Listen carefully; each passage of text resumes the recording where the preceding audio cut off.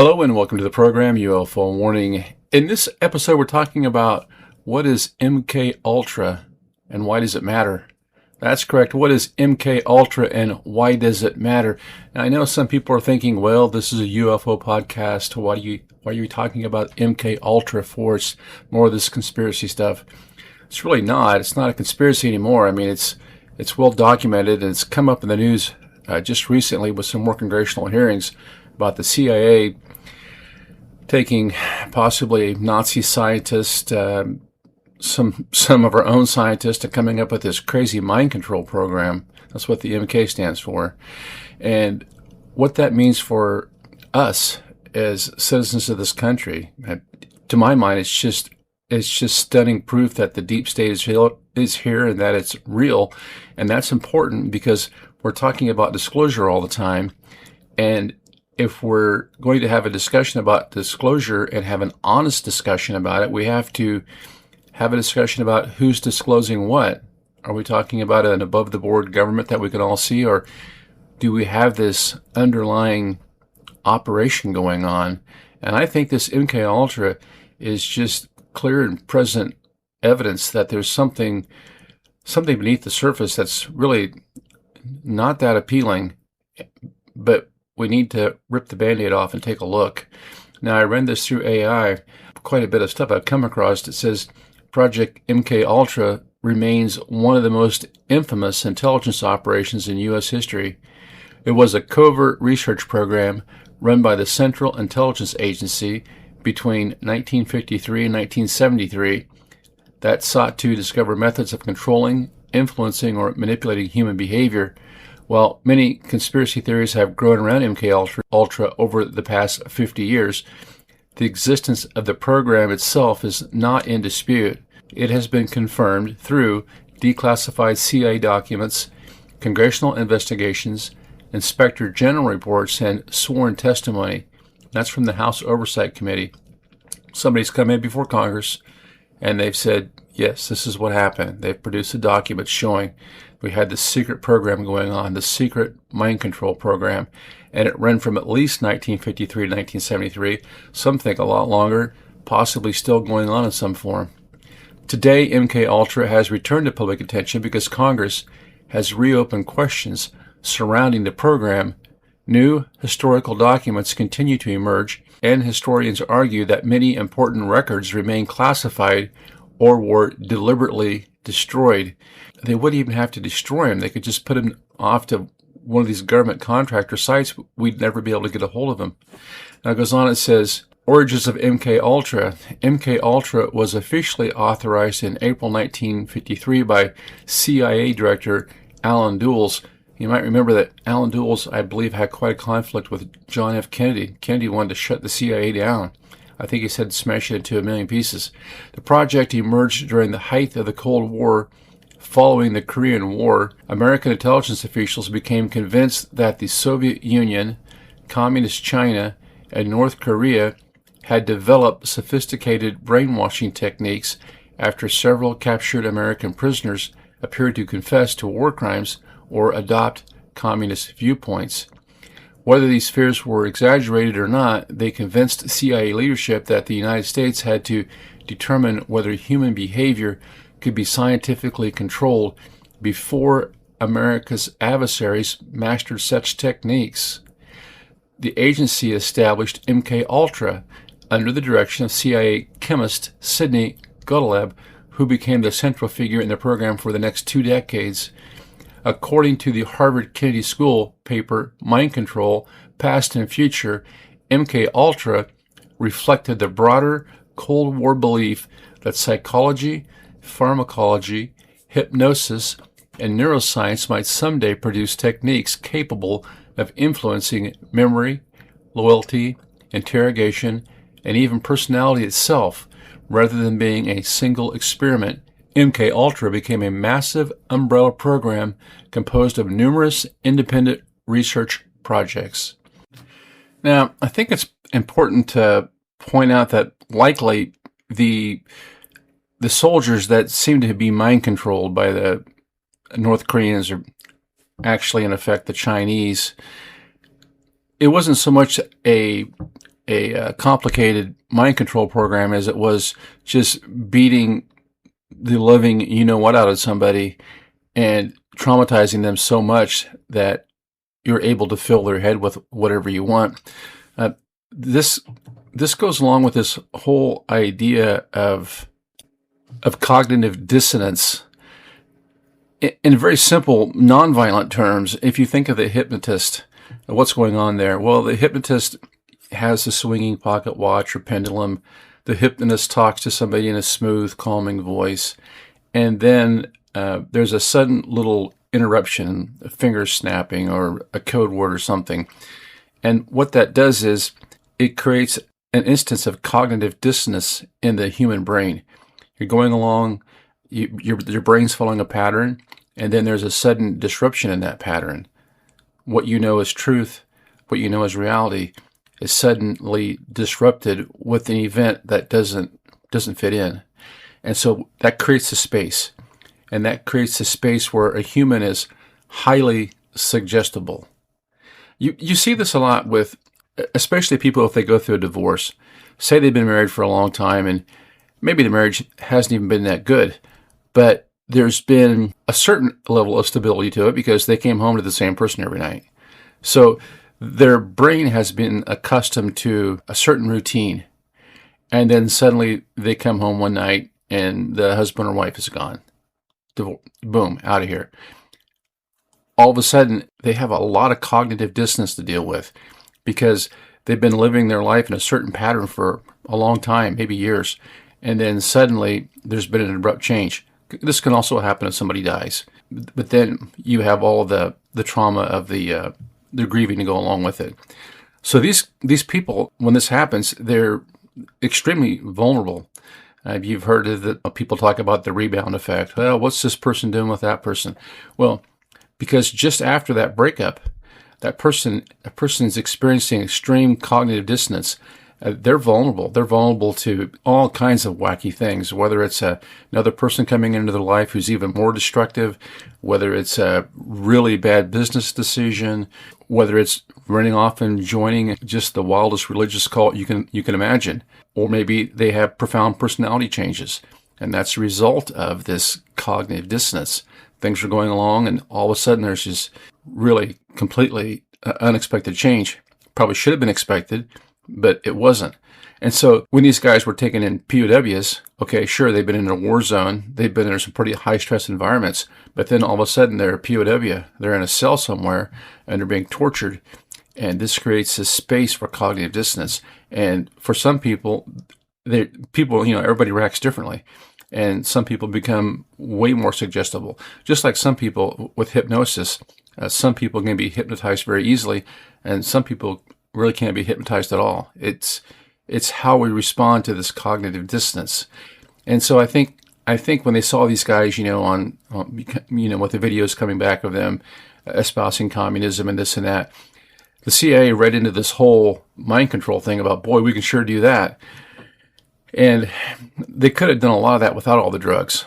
A lot of people think that that's what happened in some of the really bad events that we've had happen over the last 40, 50 years in this country. You have a major attack on your country. You have a major influenza outbreak. For some people, this can cause cognitive dissonance because it's so outside their spectrum of what they experience in a day, and they can panic, they can overreact, do whatever. And I think that's what some people are thinking about disclosure. Well, what happens if the government comes out and admits we have a craft or we have alien bodies or these things are real? Could that cause the cognitive dissonance where people are going to have for a period of time at least, are going to be very, very suggestible, a large percentage of the population? And are they thinking, how do we control that for the good? Or are they thinking, how do we take advantage of that? To me, that's the scariest part of MKUltra, is what they learned. The basics about cognitive dissonance. Just think of the hypnotist. The pendulum swings, the hypnotist snaps his fingers, and all of a sudden this person's in another world doing whatever the hypnotist tells them to do. Scary stuff, really. Now it goes on and says, MKUltra eventually expanded into 149 sub-projects involving more than 80 universities, hospitals, prisons, pharmaceutical companies, and research institutions with approximately 185 outside researchers participating, often without knowing the CIA was funding their work. That's from the House Oversight Committee. I want you to think about that. 149 subprojects, 80 universities, prisons, pharmaceutical companies, research institutions, 185 outside researchers. I think it's got to be more than that, doesn't it? I mean, you got 149 subprojects. I think there'd be thousands. And they kept us all secret. Secret. It was a conspiracy. So, please, I mean, I know not so much this audience, but please don't diss somebody because they talk about government cover-ups and ridicule them and call them conspiracy theorists. 149 subprojects that involved 80 universities. If you watch them play on football on the weekends, well, it looks like there's a pretty good chance they were involved in MKUltra. It involved hospitals, the people that are supposed to be caring for you. Prisons, yeah, they're there because they did something wrong, but that doesn't mean they should be a guinea pig. The pharmaceutical companies, yeah, the people that told you to trust the science. And research institutions, the people that are supposed to be finding ways to better society. They are all involved in this. Plus 185 outside researchers, and I'm guessing a lot more than that, often without knowing. I don't think they would have cared. Among the techniques studied, LSD administration. LSD. Now, I know there are people that will say, well, I've tried LSD and it was fine. Look, a lot of people have tried it and it wasn't fine. Mescaline, psilocybin, that's the mushroom, I think, heroin, barbiturates, amphetamines, alcohol combinations, hypnosis, sleep deprivation, isolation, sensory deprivation, electroconvulsive therapy. There's nothing therapeutic about that stuff, okay? Radiation, biological agents, psychological conditioning. So everything from just what you call brainwashing to causing brain damage, at least temporary, through these chemical applications. Wow, this is awful. The best known component involved experiments with LSD, which had only recently been discovered. Yeah, it seems like there's a Nazi connection there too. I'll have to look into that. CIA officials hoped LSD might become a truth serum, a memory eraser, and an incapacitating weapon or even an assassination aid. You know what I think? I think that they just like to control people. And they saw that you could drop some LSD in someone's drink and they could pretty much do whatever you wanted. Instead, results proved wildly unpredictable. Some subjects became highly suggestible. Others became terrified. Many simply became confused. The CIA never found a reliable intelligence application. Yeah, but they stuck with it, didn't they? Wow. Hey, here's a little nugget for you. I know I've mentioned it before, but if you're like me and you're old enough to remember the Doors, remember the rock group Doors and Jim Morrison, don't forget his dad was an admiral in the U.S. Navy, and he was the one that ran the operation at the Gulf of Tonkin that kicked off the Vietnam War. So one of the guys who was the biggest proponent of LSD use, his dad was key in the start of the Vietnam War. Just a thought. Unwitting human subjects. Perhaps the most disturbing aspect of MKUltra was that thousands of people were experimented on without informed consent. Well, look what happened a couple years ago. I mean, this is not something new for our government. Subjects reportedly included prisoners, psychiatric patients, military personnel, college students, drug addicts, prostitutes, hospital patients, and ordinary civilians. Yeah, anybody who was vulnerable enough that they could take advantage of. If you've ever had a loved one in your family with a serious psychiatric issue, it's devastating. It's devastating to see a young person full of promise and hope and super high IQ just have an onset of psychosis. And it requires medication just to keep them from harming themselves or somebody else. It's a terrible situation. And usually they don't really understand that what's going on. It's awful. Now, think about taking these people back in the 50s, 60s, and 70s, before we had a lot of the medications that we have today. Back then, we didn't have the really effective antipsychotics, the stuff that would effectively lower the person hearing voices, reduce a lot of the anxiety, because a lot of these folks that have these psychiatric issues, they have extreme anxiety. They just feel like they feel like they're in a straitjacket, being tormented. That's what they've explained to me. I've worked with them, and so it's a really bad situation. Modern medication can alleviate a lot of that. Doesn't cure it. All we can really do is treat the symptoms. But imagine back in the 50s, 60s, and 70s, you've got, say, somebody with schizophrenia, paranoid schizophrenia, and they're probably on Thorazine, just something to calm them down, just to make them sluggish, so that they don't have. I mean, they're probably still having delusions, but at least now they're not physically able to attack themselves and staff. So this person's just, the best you can do is make them a zombie. A terrible situation. And then you have the CIA come along, your tax dollars, decide to give this guy LSD just to see what it would do to him. This is Nazi level stuff. It really is. To take the most vulnerable people in society, if you've had a loved one that's been afflicted with this stuff, it's a medical condition, and so you're trying to alleviate their suffering. But to have someone from our own government come along, increase that suffering exponentially, this is just pure evil. And then military personnel, folks who were drafted back then, because a lot of people were forced in the military or maybe joined. They had no control over what could be done to them. They did this stuff to them. College students, they really like to get onto them because they're not expecting it. Drug addicts, more people probably have mental conditions. I mean, there's no other reason to end up becoming addicted to drugs. I mean, it's a mental illness in itself. Prostitutes, sex workers, a lot of these people, they're into that. They've been hurt as a kid, more vulnerable people. Hospital patients, crying out loud. You go to the hospital, you're trying to get help, and being in the hospital sucks. Imagine having somebody from the CIA come in and dose you up with LSD. And then just ordinary civilians, just randomly drugging people. This is just, it's like a hall of horrors. I mean, I can't even imagine who would do this stuff. It's so evil. Many had no idea they were participating in government experiments. Well, I would say government torture. Some believed they were receiving normal medical treatment.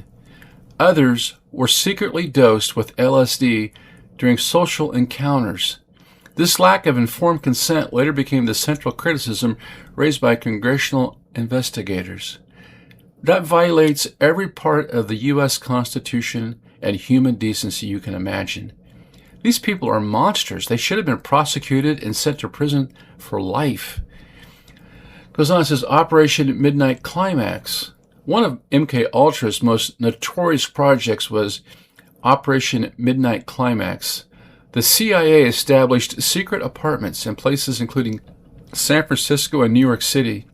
The agency hired prostitutes to lure unsuspecting men into these apartments. The men were secretly given LSD while CIA personnel watched through one-way mirrors. The goal was to observe behavioral changes under controlled conditions. Although bizarre by modern standards, CIA officials believe these experiments might reveal methods useful for espionage, interrogation, or recruitment. Yeah, so they just recruited some random person, some lonely man out there who couldn't control his urges, picks up a sex worker, and ends up dosed with LSD. I wonder how many of those didn't come back from those trips. I've never used LSD. Around a poker room you meet, I've met thousands of people. And I've met lots of old stoners from back in the 60s and 70s. I'm a curious person, so I'm always asking people questions. I mean, I probably just drive them nuts. But they've all had one thing they've told me consistently. Now, some of them said that they had good experiences and what a great time it was. But they've all told me, to a man or woman, but mostly men, that the most important thing was if you do this stuff, to be prepared for it, to be with people that you trusted, to be with people that weren't trying to hurt you, to be in a good mood when you ingested the chemicals. Because if you were in a bad mood before that, your mind would accelerate those feelings during the trip. And that guys had told me that they'd had trips where they thought they went to hell and stuff, and it was the most awful thing they'd ever experienced because they were maybe angry or stressed before they ingested the drugs. And they've also told me that you need to have somebody in the room really that's not high. That way, in case your body has a reaction and you need medical assistance, you want someone that can get you to a hospital. You don't want to depend upon somebody who's also stoned to help you get help. The way these experiments were run were terrible. There was no consideration given whatsoever to the people that they were doctoring their drinks. The best known individual associated with the MKUltra is Frank Olson. In 1953, Olson was unknowingly given LSD during a CIA retreat. Remember, he was an employee. There's been a bunch of documentaries done on this guy. Terrible situation. 9 days later, he fell from a hotel window in New York City and died. Some people think he might have been pushed out. The CIA initially claimed his death was a suicide. Decades later, investigators raised questions about the circumstances surrounding his death. Although no definitive conclusion has resolved every question, Olson's case became symbolic of the secrecy surrounding MKUltra. I think he was a pretty well-built man, pretty fit. From pictures I've seen, he looked like he was strong as a bull.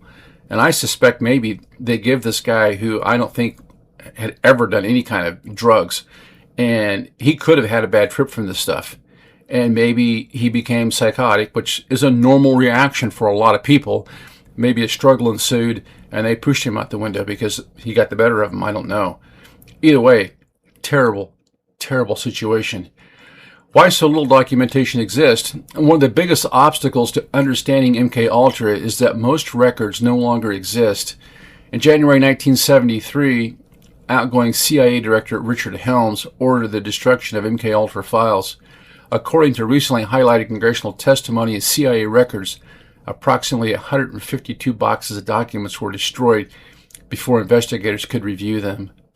Again, that's from the House Oversight Committee. Only because 7 boxes of financial records had been mistakenly stored elsewhere were investigators later able to reconstruct portions of the program. Those surviving documents revealed the extensive scope of MKUltra, but almost certainly represent only a fraction of the original archive. I cannot imagine the amount of evil deeds these people have done. Congressional investigations. Public exposure began in the 1970s through several investigations. The Rockefeller Commission, 1975, Church Commission, 75 and 76, Senate MKUltra hearings, 1977. Investigations confirmed the CIA had conducted illegal experiments. Many Americans had been unknowingly drugged. Oversight had been almost non-existent. Records had been intentionally destroyed. So while they were telling you what a terrible guy Richard Nixon was and what a crook he was, they were out there poisoning people randomly with LSD. Congress sharply criticized the CIA's conduct, although relatively few officials faced legal consequences.